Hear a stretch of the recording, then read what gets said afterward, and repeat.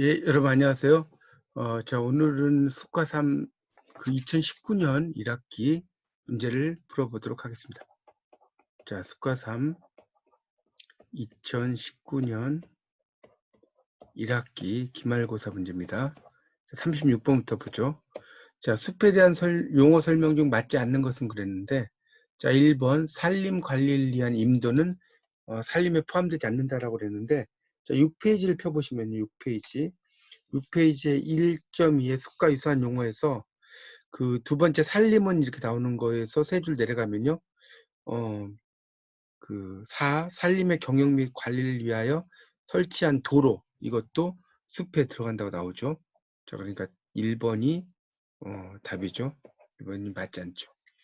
자, 2번 수목은 목질로 된 줄기를 가진 여러 해살의 식물을 말한다. 자, 이건 7페이지에 네 번째 단락이 나오죠. 수목은 목질로 된 줄기를 가진 여러 해살의 식물. 자, 공유림은 3번 지방자치단체나 그 밖의 공공단체가 소유한 숲이다. 이건 8페이지에 나오죠. 8페이지. 8페이지에 그 숲의 종류의 1번 소유 주체에 따른 숲에서 두 번째 단락의 둘째 줄에 보면 나오죠. 공유림에 대한 설명. 그 다음에 4번 용재림은 목조 건축이나 가구를 만들기 위해 조성된 숲이다. 자, 이거는 9페이지에 3번 이용 목적에 따른 숲에서 다섯 번째 단락이 있죠. 용재림에 대한 설명. 자, 그러니까 답은 1번이고요. 자, 37번 문제를 보시면 다음 중 난대림에 관한 설명이 알맞는 것은 그랬죠. 자, 1번 고원 및 고산을 차지하는 숲, 연평균 기온 6도 이하의 지역이다. 자, 이거는 11페이지에 보면 한대림에 대한 설명이 나오죠. 그 세 번째 단락에. 그래서 1번은 한대림입니다. 한대림. 자, 그 다음에 2번 문제를 보시면 열대와 아열대에 속하는 숲으로 기온이 높고 비가 많이 내리는 기후대의 숲. 이거는 10페이지에 보면 열대우림이라고 나오죠. 기후분포에 따른 숲에서 바로. 그래서 답은 아니죠. 난대림이니까. 그래서 이거는 이제 그 열대우림. 이제 그 트로피컬 레인 포리스트라고 이야기합니다. 트로피컬 레인 포리스트. 그 레인 포리스트는 비 오는 숲이고 트로피컬이라는 게 열대의란 뜻이죠. 자, 그럼 3번 문제를 보면 열대 온대 경계에 있는 숲으로 북위 35도 41분 이남에 있는 곳 활엽수림대라고 한다. 자, 이게 10번에 보면 난대림 마지막 단락이 나오죠. 자, 그러니까 이게 답이죠. 난대림. 이게 답이고요. 그 다음에 난대림의 주요 그 수종은 가뭄비나무 낙엽송 이런 게 아니죠. 예, 이거는 이제 한대림의 주요 수종이에요.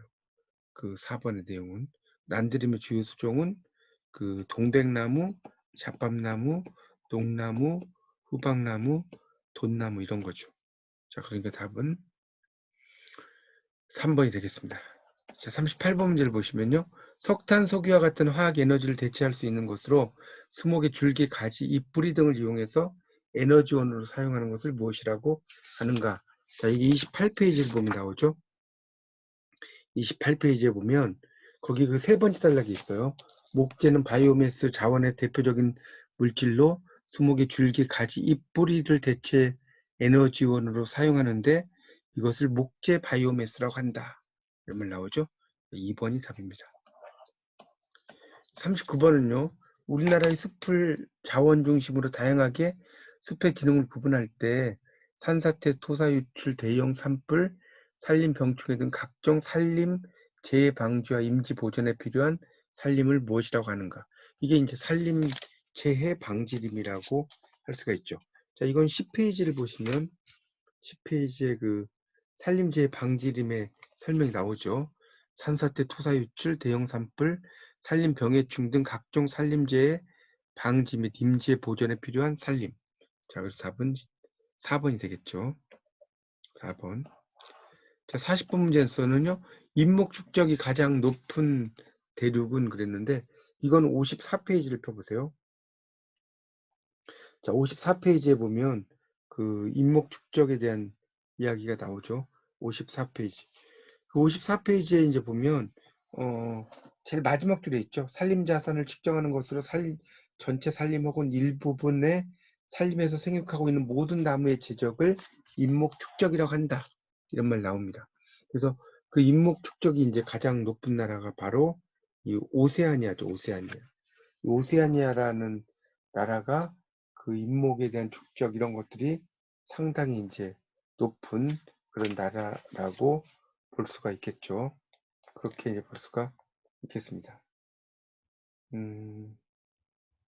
그런 내용으로 이제 이해하시면 될 것 같습니다.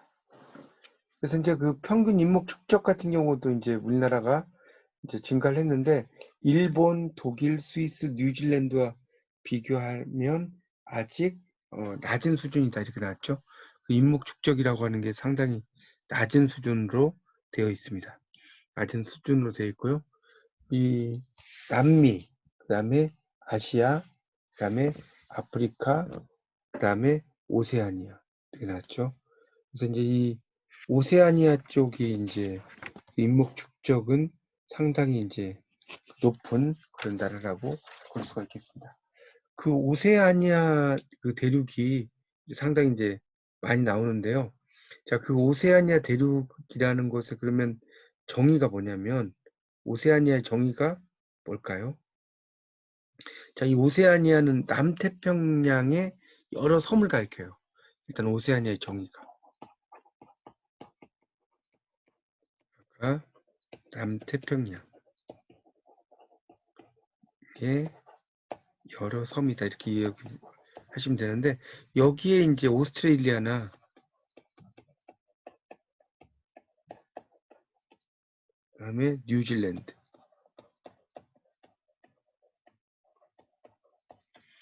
그 남태평양에 이제 여러 섬인데 뭐 등등 여러 그 나라가 이 오세아니아에 있다라고 볼 수 있죠. 그래서 오세아니아에는 그런 섬들이 있어요. 뉴질랜드라든가 뭐 이런 섬들이 예, 있어요. 그래서 이제 그곳에 이제 그런 인목 축적 이런 비율이 상당히 높다고 볼 수가 있겠죠. 아시아나 아프리카, 남미 이런 것보다는 오세아니아가 있다라고 볼 수 있습니다. 그래서 여기 보면 이제 그 뉴질랜드도 또 상당히 많죠. 433.7 세제곱미터라고 나옵니다. 그런 걸 이제 보시면 그러니까 이 뉴질랜드도 오세아니아 대륙에 속해 있는 그런 지역이라고 볼 수가 있습니다. 그러니까 남태평양의 여러 섬이 오세아니아다 이런 것도 알아두시면 좋겠습니다. 자, 그 다음 문제를 이제 보면요. 해외의 습 현황으로 옳지 않은 것은 그랬는데 이거는 이제 59페이지에 보면 그 해외의 습 이런 게 나오는데 자, 세계 산림 면적이 가장 큰 대륙은 유럽이다. 자, 59페이지에 그 마지막 단락을 보시면 나오죠. 세계에서 산림 면적이 가장 큰 대륙 유럽이다. 자, OECD. 이건 이제 OECD는 경제 협력 개발회의죠. 개발 기구죠, 기구. 자, OECD 중 국토 면적 대비 산림 면적이 차지하는 비율이 가장 높은 나라가 핀란드가 나오죠. 73.1%입니다. 60페이지에 마지막 단락이 나오고요. 세계 총 산림 면적은 세계 육지 면적의 31%다. 자, 이것은 그 뭡니까? 58쪽에 이제 나오죠. 58쪽에. 58쪽에 보시면 그 세계 총 산림 면적 마지막 단락이 있죠. 31%다. 이런 말 나옵니다. 자, 그다음에 천연님은 증가하고 인공님이 감소하는 추세라고 그랬는데 이거는 이제 61페이지에 보면 그 세계 산림 면적의 변화 두 번째 단락의 첫째 줄에 보면 세계적으로 천연님은 감소하고 인공님이 증가한다죠. 그러니까 바뀌어져 있네요. 42번에 보면 멸종위기에 처한 야생동물, 동식물 보호종의 국제 거래에 관한 협약에는 규제 대상 동식물의 멸종위기 정도에 따라 부속서 1에서 3까지 구분하고 있다. 부속서 1의 분류 기준. 자, 이건 190페이지를 펴보세요. 190페이지를 펴보시면 그 부속서 분류 기준에 1 나오죠. 멸종위기에 처한 종 중 국제 거래로 그 영향을 받거나 받을 수 있는 종이라고 나오고 있습니다. 자, 43번 문제를 보면요. 생물 다양성과 생태계 서비스에 관한 동향을 과학적으로 평가하고 과학과 정책 기반을 강화하는 정부 간 기구가 뭐냐? 자, 192페이지 넘겨보시면 거기 이제 생물 다양성 과학기구라고 나오죠. 그래서 생물의 다양성, 생태계 서비스에 관한 동향을 과학적으로 평가하고 과학과 정책 기반을 강화하는 정부기구다. 답은 3번. 44번은요. 식물 군집과 같은 생물 군집이 시간의 지남에 따라서 다른 생물 군집으로 변화하는 거. 자, 이런 걸 이야기하는 거죠. 이건 이제 91페이지에 보시면 그 천이와 관련된 이제 내용이 나오죠. 91쪽에 밑에서 세 줄 위로 올라가 보세요. 거기에 보면 나옵니다. 한 시점이 매 생물상이 시간이 지남에 따라 점차 다른 생물상으로 변화해서 궁극적으로 주위 환경과 조화를 이룸으로써 생물상의 변화가 거의 없어지는 안정 상태로 발전하는 진행 과정을 생태천이, 이 천자라는 게 이제 옮길 천자죠. 이는 옮길 이자고 천이라고 하는 거죠. 답은 1번이네요. 자, 45번에서는요. 생물 군집의 천이 과정이 마무리돼서 더 이상 큰 변화가 발생하지 않는 안정된 군집. 이거는 이제 92페이지에 보면 극상 군집이라고 나오죠. 극상. 그러니까 극상이라는 것은 이제 끝극자예요. 끝극자. 극이라는 게. 상이라는 건 이제 모양 상자죠. 극상 군집. 자, 4번 4번이고요. 46번. 천이의 마지막을 구성하는 식물. 이것도 이제 93페이지 나오죠. 두 번째 단락의 7째 줄에 보면 우리나라의 중부지방에서 극상을 이루는 수종은 서나무, 까치, 박달나무 이렇게 나오고 있습니다. 자, 그러니까 이제 서나무고요. 자, 47번 문제를 보면요. 지구 온난화에 가장 큰 영향을 주는 온실가스. 이건 이제 99페이지에 온실가스 나오죠. 그 99페이지에 보면 그 두 번째 단락의 5째 줄에 이산화탄소가 25%, 메탄가스 이런 게 이제 증가되면서 이 온실가스가 이제 되는 거죠. 자, 48번 문제를 보시면 48번 문제입니다.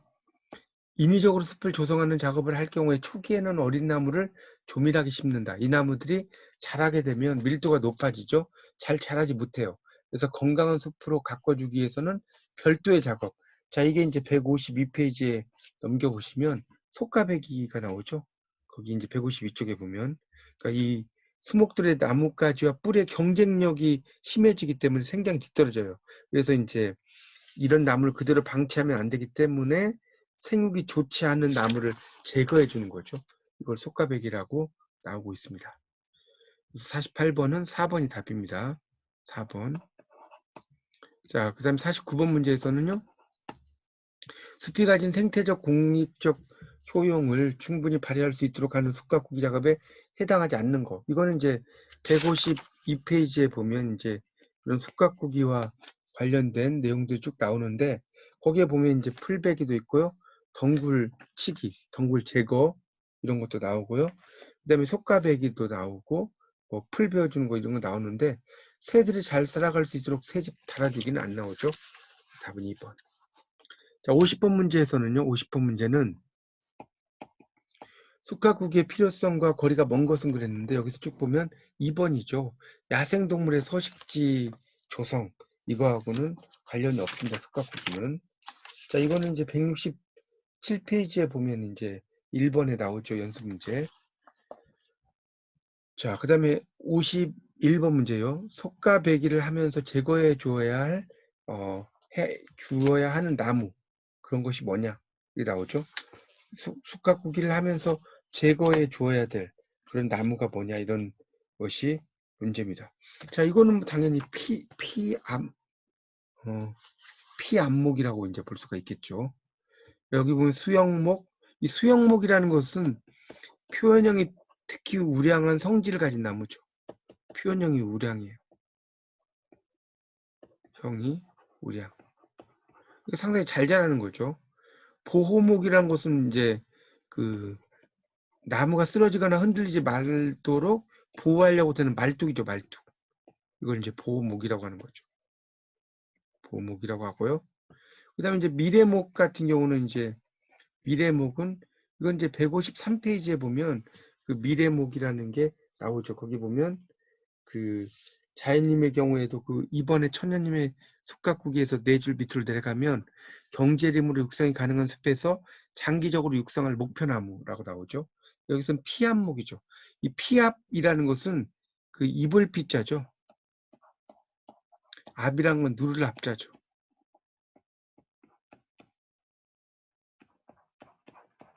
그러니까 이 수간이 하층에 속하고 상층목의 압박을 받아서 성장하지 못하는 그런 나무예요. 성장하지 못하는 나무. 이 성장하지 못하는 나무는 제거를 해줘야 되겠죠.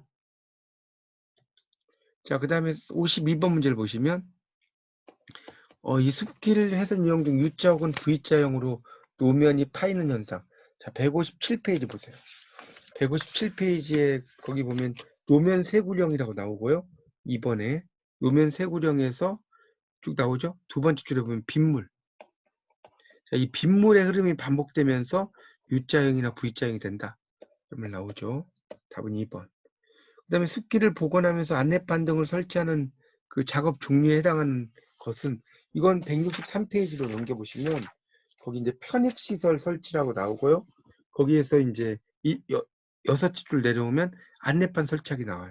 여기 지금 3번인데 편익시설이라고 돼야 되는 내용이 편의시설로 써져 있는데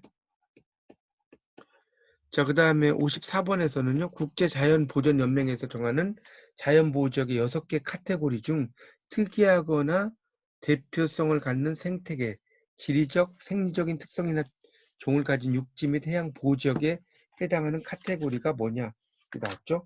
이거는 이제 당연히 뭡니까? 엄정 자연보호지역이죠. 엄정 자연 보호구역. 그것을 이야기한다고 볼 수가 있겠죠. 그 요전 구규림 같은 경우는 이제 8페이지에 5째 줄에 보면 산림 경영 임지를 확보하거나 임업기술 개발 및 학술 연구를 위해서 보존할 필요가 있는 숲이다라고 하는 것이 나오죠. 그러니까 이런 거는 아니겠고요. 개발 제한 구역 같은 경우는 이제 개발을 말 그대로 제한하는 그린벨트 같은 걸 이야기하는 것이고, 그다음에 습지 보호 지역이라는 것은 습지죠. 그런 것을 보호하는 거죠. 근데 여기서는 뭐 습지와 관련된 문제가 나온 게 아니죠.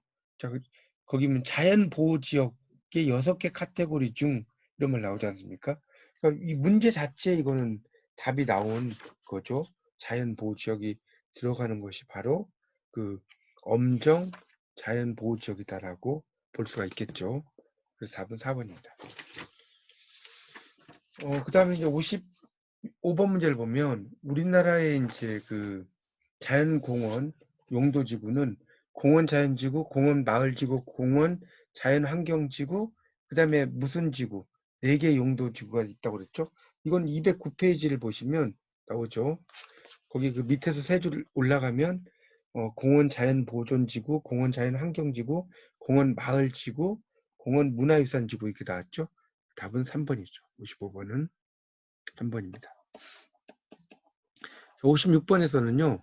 자, 우리나라의 이제 국립공원 자원에 관한 설명 중 맞지 않은 것은 그랬는데, 자, 1번에 설악산 국립공원이 대표적인 사적공원이다라고 나왔는데, 대표적인 사적공원은 바로 경주국립공원이에요. 그래서 1번이 답이죠. 경주국립공원. 자, 이거는 이제 215페이지 셋째 줄에 보면 나와요. 자, 우리나라의 식물 전체 종 중 82%가 존재한다. 이거는 212페이지. 212페이지에 보면 국립공원의 생물자원의 셋째 줄, 식물종은 우리나라 전체 종의 81.5%, 82%죠. 자, 오락산 국립공원에 60여 마리의 사냥이 서식한다. 자, 이거는 214쪽에 여섯째 줄에, 5째 줄에 있죠. 오락산 국립공원에 60여 마리의 사냥이 서식한다. 국립공원의 경관 자연의 유형은 산악경관, 종교문화유산, 향토경관. 자, 이거는 215페이지에 밑에서 2줄 위로 올라가면 나옵니다. 자, 그래서 답은 1번이고요. 자, 57번 문제를 보시면 백두대간은 백두산에서 당연히 어디에 지리산이죠. 221페이지를 보시면 나오죠. 거기 보면 이제 백두대간이 백두산에서 시작해서 지리산까지 이른다라고 나오고 있습니다. 자, 58번 문제는 우리나라 도시공원에 대한 설명 중 옳지 않은 것은 그랬어요. 옳지 않은 거. 이거는 이제 260페이지를 펴보시면 도시공원 이야기가 나오는데 도시공원 생활권 공원과 주제공원으로 분류된다. 자, 260페이지 셋째 줄에 나와요. 자, 도시공원은 도시 군관리계획에 의해 설치 또는 지정된다. 이거는 257페이지에 그 여섯째 단락의 세 번째 줄 나오죠. 도시 군관리계획에 의해서 설치 지정된다. 나오죠. 자, 3번 일제강점기의 도시공원의 지정 목적은 오로지 국민의 보건, 휴양만을 목적으로 계획되었다. 자, 258페이지에 나와요. 셋째 줄부터 나오는데 일제강점기의 식민정책의 일환으로 책정된 도시계획공원의 지정 목적은 순수하게 보건 휴양만을 목적으로 한 것이 아니라고 나왔죠. 식민지로서의 전시에 대비해서 반공을 위한 오픈 스페이스, 탁 트인 공간이라는 뜻이죠. 자, 그래서 답은 3번. 도시공원으로 결정된 곳에 비해 실제 조성률이 낮다. 이렇게 나왔죠. 이건 261쪽이 나오죠.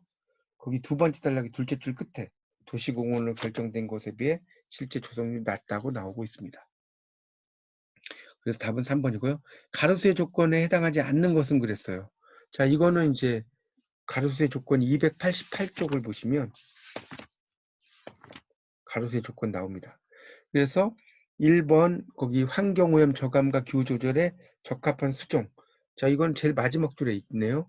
주민에게 친밀감을 주는 수종. 자, 이거는 주민들에게 이제 친밀감을 준다라는 것은 그 289쪽에 보면 그 나오죠. 두 번째 줄에 생장이 늦고 수용 조절이 쉬운 수종은 안 나오고요. 공해에 강한 수종. 이거는 290페이지에 나와요. 답은 3번이고요. 자, 다음 중 수목의 명칭관의 바른 설명은 289페이지를 보고 있습니다. 자, 60번 문제예요. 자, 60번 문제. 자, 60번 문제를 보면 자, 한번 보도록 하겠습니다. 자, 그 60번 문제에서는 이제 그 1번의 수관, 가지의 분포에 따라 형태가 만들어지는 그 수형의 윤곽. 자, 박스 도표에 보면 나오죠. 수관이라는 게 대해서. 자, 뿌리. 그러니까 답은 1번이 답이 되겠네요.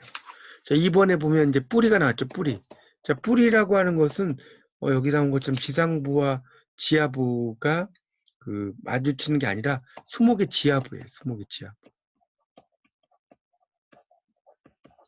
그 다음에 3번의 수관은 수목의 최대 나비가 아니라 교목의 원줄기.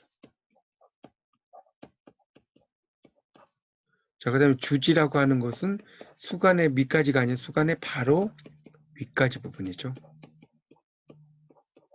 자, 그러니까 답은 1번. 자, 61번 연결록지의 기능을 고려하여 조성할 때 적절하지 않은 것은 그랬어요. 자, 이건 277쪽에 보면 이제 연결록지가 나와 있어요. 277페이지. 그래서 거기에 보면 이제 산책 휴식을 위한 소규모 가로공원이 조성되도록 한다. 이거는 이제 두 번째 단락에 다섯째 줄 나오고요. 연결록지의 최소폭은 4m다. 이런 거 안 나오죠? 2번이 답입니다. 61번은. 자, 그 다음에 큰 숲으로 이어지는 생태 통로가 된다. 자, 큰 숲으로 이어져야 된다는 거지. 이 연결공원이라는 게 그런 생태 통로를 목적으로 하는 것도 중요하다. 이런 말 나오죠. 그 277쪽의 마지막 단락에 생태 통로 나오고요. 그 다음에 주거지, 상업지, 공공시설과 연결망이 형성돼야 된다. 그렇죠? 연결망이 상당히 이제 중요한 겁니다. 이 그 연결 녹지라는 건 말 그대로 연결망 이런 거하고도 관련이 있겠죠. 그 답은 2번이 된다고 볼 수 있죠. 거기 그 두 번째 단락의 셋째 줄의 끝에 있죠. 주거지역, 상업학교, 공공시설과 연결하는 망. 자, 62번 문제는 아주 쉬운 문제죠. 이거는 뭡니까? 습치료 요소, 치유 요소 중에서 식물의 꽃, 열매, 목질, 뿌리 등에서 추출한 천연 오일인 정유를 활용해서 신체, 심리, 정신적인 건강을 위해 활용하는 치유요법. 바로 이게 향기요법이죠. 향기요법. 이거는 379페이지를 펴보세요. 379페이지를 펴보시면 둘째 줄에 향기요법이 나옵니다. 379페이지에 둘째 줄에 향기요법은 어쩌고 나오죠. 역시 3번. 우리나라 마을 숲의 생태적 기능, 이거는 이제 330페이지를 보시면 나오는데, 거기에 이제 그림이 하나 있고요. 마을의 미기후 완화, 그러니까 미기후 완화라는 건 쉽게 말하면 미기후 완화라고 나왔죠. 이거는 이제 바람을 막아준다는 뜻이에요. 바람을 막아줘. 자, 그래서 답은 3번이고요. 자, 64번은 신라의 그 마고장식. 이거는 이제 323페이지에 나오죠. 323페이지를 보시면 그 신라의 이제 그런 그 장식들 이런 것들이 이제 나옵니다. 그래서 거기를 보시면 금관총이라고 나오죠. 거기 그 10.3의 습과 전통 문화에서 그 두 번째 단락에서 밑에서 세 줄 올라가면 나오죠. 금관총. 그리고 이 비단벌레 또 옥충이란 말을 쓰죠. 옥충. 옥충이라고 불린다. 그러니까 답은 3번이고요. 한국의 마을숲의 정의는 331페이지를 펴보시면 그 마을숲의 기능에서 세 줄 밑에 이제 밑에 있는 첫 번째, 두 번째, 세 번째 줄 보시면 나와 있어요. 생태 서비스. 그 다음에 숲의 중요성을 말했는데 가로 안에 들어갈 거. 이거는 321페이지를 보시면 321페이지입니다. 거기에 이제 다섯째 줄부터 나오죠. 쭉 내려가다 보면 자아실현 욕구 충족한다는 거 나오죠. 자, 67번 문제에서는 뭡니까? 이거는 이제 십장생을 이야기하는 거죠. 67번은 십장생. 오래 사는 동물. 거기서 이거는 이제 323페이지에 나옵니다. 거기에 이제 두루미가 나와요. 찾아보시면. 다음 68번은 숲속에서 새를 관찰하려고 할 때, 바로 이 새. 이거는 138페이지를 보시면 138페이지에 랜드마크라는 게 나와 있어요. 그래서 그 몸의 생김새에서 두 번째 줄, 세 번째 줄 나오죠. 그 다음에 포제도가 69번 또 나오죠. 포제도라는 것은 호랑이 잡는 거라고 그랬죠. 128쪽에 호랑이고. 그 다음 70번 문제에서는 이건 이제 116페이지에 나오죠. 산림 및 경작지로부터 유입되는 오염물질을 걸러주거나 이동 속도를 더디게 하고 하류와 상류로 생물이 이동할 수 있는 통로다. 116페이지 펴보시면 두 번째 줄부터 다섯 번째 줄까지 쭉 나옵니다. 그러니까 답은 1번이죠. 이 중에서 이제 특히 이제 고위평탄면 같은 경우는 3번에 고위평탄면, 이건 이제 대관령 부분을 이야기하는 거죠. 높은 곳에서 이제 고랭지 채소라든가 이런 것을 이제 재배를 하는 것이 바로 대관령 아닙니까? 그래서 그 113페이지를 펴보시면 그 고위평탄면 지역이라고 나오고 있어요. 그래서 이제 일종의 그런 내용들도 이해하시면 좋을 것 같습니다. 네, 이상 2019년 1학기 수가 3 기출문제 풀이를 마치겠습니다. 감사합니다.